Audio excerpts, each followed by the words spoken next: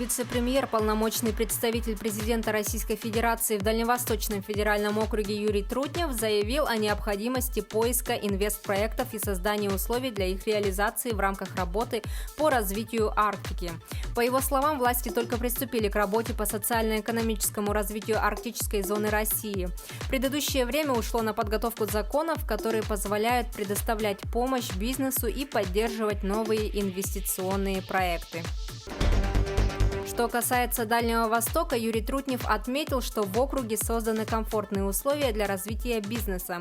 По его словам, в ДФО реализуется более 2500 инвестпроектов с господдержкой. Объем инвестиций по соглашениям составляет более 5 триллионов рублей. Инвесторы фактически вложили в проекты 1 триллион 300 миллиардов рублей. 341 проект уже введен в эксплуатацию. Уже создано более 54 тысяч новых рабочих мест, всего планируется создать около 180 тысяч. Красноярская строительная компания запустила предприятие по выполнению строительно-монтажных работ на ТОР «Южная Якутия».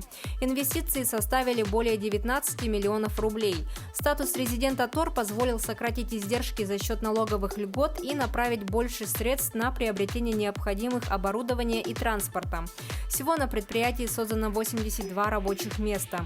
Специалисты трудятся на возведении зданий и сооружений фабрики Инаглинская-2 и горно-обогатительного комплекса Денисовский, а также строят объекты железнодорожной инфраструктуры и участвуют в строительстве подстанции Налгинская. Алмазно-бриллиантовая отрасль показала признаки восстановления в третьем квартале текущего года.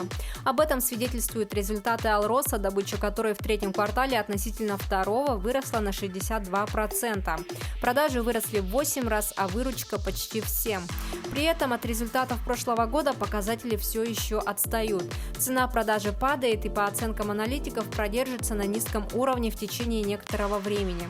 Аналитики ВТБ Капитала отмечают, что благодаря тому, что добыча в третьем квартале оказалась выше ожиданий, Алроса уложилась в свои производственные планы в 28-31 миллион карат на 2020 год. Но план на 2021 год, скорее всего, будет снижен. Официальные прогнозы до COVID-19 предполагали добычу в 38 миллионов карат. Однако технически будет сложно нарастить ее до этого уровня с 30 миллионами карат. Тем более, что у компании уже есть значительные запасы, на формирование которых уже были потрачены средства. Золотодобывающая компания «Полюс Алдан» достигла производства 6 тонн золота с начала 2020 года в Якутии. Результаты производственной деятельности компании в 2020 году превысили прошлогодние показатели и текущее плановое задание. Перевыполнение составило более 5%. Результат обусловлен многими факторами, в том числе техническим перевооружением всех переделов производства, отмечают в компании. 18 районов Якутии подали заявки на субсидирование строительства и реконструкции социальных учреждений на общую сумму свыше 1 миллиарда рублей. Всего по линии движения добрых дел «Моя Якутия» в 21 веке районы намерены отремонтировать и возвести 62 социальных объекта до 2023 года. Практика по реконструкции сельских учреждений с участием средств населения, спонсоров республиканского и районного бюджетов в рамках движения добрых дел действует более 20 лет. Отмечается, что движение является востребованным инструментом поддержки местных инициатив по повышению уровня и качества жизни населения в малых населенных пунктах республики. Республиканский центр компетенций по финансовой грамотности займется созданием единой сети финансовых консультантов, экспертов, волонтеров финансового просвещения. Кроме того, центр займется включением финансовых вопросов в систему образования, а также вопросов координации и мониторинга мероприятий в области финансовой грамотности. Также в районах будут созданы структуры в рамках сотрудничества с бизнес-инкубаторами, центрами «Мой бизнес».